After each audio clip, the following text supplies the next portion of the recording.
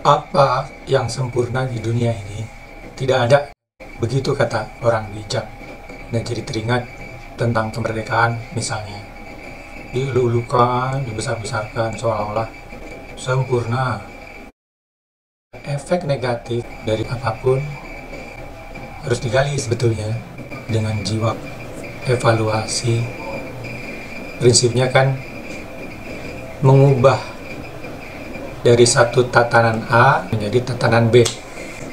Ketika perubahannya dilakukan secara revolusioner, darurat, serba cepat, kan di situ muncul risiko anarki. Nah, kita termasuk negara yang nampaknya menjalani periode anarki tersebut. Bedakan misalkan dengan negara yang mempersiapkan lebih panjang prosesnya. Malaysia, Singapura, Korea, India bahkan. Kondisi anarki itu proses dan ekses-eksesnya sebetulnya yang efeknya ada ya kita menjadi kehilangan visi, kehilangan makna, prasangka saya. Ada tataran zaman Belanda, Hindia Belanda bagaimanapun, ada hukum, dan mohon maaf ada feodalisme. Hukum Belanda, ya sisa-sisanya masih tampak kan belakangan, ada KUHP, Undang-Undang Perdagangan.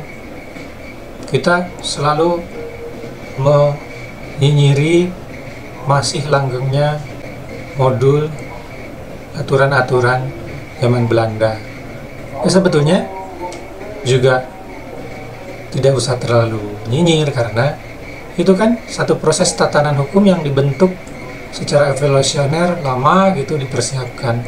Jadi memang hukum ya hukum, walaupun dibikin oleh Belanda, ya tentu kelemahannya bahwa menguntungkan suku Belanda, bangsa Belanda, lapisan masyarakat dari Belanda, dari asing, itu kelemahannya. Tapi sisanya kan tatanan hukum memberikan kepastian dalam hal misalkan tindak pidana, aktivitas kenegaraan, aktivitas pemerintahan, aktivitas sosial.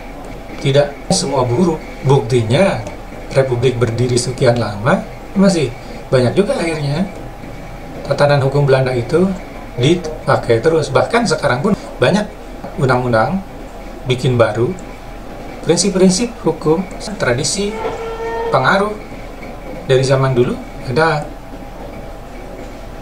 Bahkan kita bisa mengatakan Undang-Undang Dasar 45 itu kan dirancang, ditata oleh para pakar yang belajar di mana? Ya, belajar di Eropa. Tidak ujug-ujug para pendiri bangsa yang merancang dan mengesahkan Undang-Undang Dasar itu mengambilnya dari kerajaan antah berantah. Nah, yang kedua tentang feodalisme, diburuk-burukan, dijelek-jelekan sedemikian rupa, itu juga tatanan, Pan. Bagaimanapun itu tatanan dengan segala kebaikannya, ya tentu ada kelemahannya kalau kita melihatnya dari kacamata modern. Faktanya feodalisme itulah yang juga dimanfaatkan oleh pemerintah Belanda, Hindia Belanda, penjajah Belanda untuk menciptakan order, ketenangan, dan ketertiban di Nusantara melalui mekanisme iklim tatanan feodal itulah bergerak. Jadi melalui bupati, raja, sultan, semua leaders yang ada di Nusantara. Jadi tidak serta-merta semuanya buruk. Dari dua warisan itu, iklim feodal dan iklim hukum Eropa, bisa dirasakan sebetulnya oleh para orang tua kita dulu, para guru lulusan zaman Belanda misalkan, bagaimana mereka mengajar para muridnya. Dan mungkin kita yang kelahiran 60-an masih bisa merasakan itu, guru-guru yang piawai gitu, memberikan bimbingan tentang bagaimana berperilaku. Banyak yang dari kita sekarang itu yang merindukan namanya budi pekerti, yang mungkin diajarkan di sekolah dulu. budi pekerti yang membuat banyak dari masyarakat kita yang sekolah yang benar, sekolah yang akurat, secara otomatis dalam kehidupannya banyak menerapkan budi pekerti yang diajarkan turun-temurun dari penjajah maupun dari sistem feodalisme kita dulu. Nah, kembali ke anarki yang terjadi ketika perubahan tatanan dari Nusantara Hindia Belanda ke Republik. Apa yang terjadi? Karena dilakukan secara tiba-tiba, darurat, revolusioner. Munculnya kaum yang relatif, katakanlah, kurang sekolah, mereka laskar atau apapun namanya, yang heroik, menjadi pengganti dari personil-personil yang menopang tatanan pemerintahan kolonial.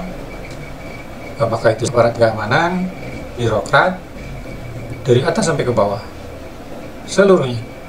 Apakah mereka orang-orang yang secara kepakaran, secara kesekolahan siap untuk menjalankan satu bangunan negara modern dan tertib? Belum tentu. Bayangkan kita dalam keseharian kemasyarakatan, ada kelompok orang yang mungkin pendidikannya rendah, tetapi dia ingin berbakti kepada negara, termasuk kemudian masuk ke dalam laskar itu, lalu kemudian itu yang mengisi posisi penting di negara, sampai akhirnya proses pengusiran warga Belanda. Itu kan proses-proses anarki yang tidak menunjukkan penghormatan kepada tatanan. Lalu kemudian berlanjut pada proses nasionalisasi BUMN Belanda, perusahaan-perusahaan Belanda.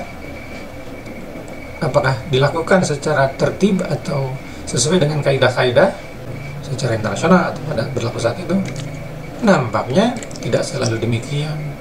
Siapa yang menguasai itu? Ya orang-orang yang tadi, yang mungkin secara kesekolahan, secara kebudi pekertian belum tentu dipersiapkan dengan sebaik-baiknya. Maka kemudian negara kita berlanjut proses sejarahnya ke Orba. Nah, kita lihat juga zaman Orba, bisa lihat orang-orang yang seperti itulah, orang-orang yang ikut serta di dalam proses transisi yang darurat, revolusioner, tidak secara ideal tersiapkan. Itulah yang mengisi barisan pemerintahan, barisan penguasa Orde Baru. Nah, apa yang ingin saya katakan? Yang ingin saya katakan terpenting adalah bahwa boleh jadi tataran masyarakat yang dulu sempat mendapatkan order ketertiban dalam iklim pemerintahan kolonial yang didasarkan pada hukum kolonial tentunya, serta didasarkan pada feodalisme yang tentunya mengenal, nomor satu adalah respect, mengenal penghormatan kepada tatanan, kepada senior, kepada pihak yang lebih berbobot, berwenang dalam menjalankan pemerintahan. Artinya peranata sosial, kaidah sosial, norma, hukum, budi pekerti yang zaman dulu berlaku, lalu ketika kita merdeka tergerus. Kita tahu kan, pembunuhan demikian massal terjadi ketika Orba berdiri. Itu dari pembunuhan massalnya aja sih bisa kelihatan bahwa watak perilaku berubah bangsa kita. Dengan segala kenyinyirannya kita menyangka zaman Hindia Belanda banyak sekali pembunuhan. Tidak. Di zaman kolonial Belanda terjadi bloodshed, terjadi kematian pada saat misalkan pemberontakan, perang. Iya.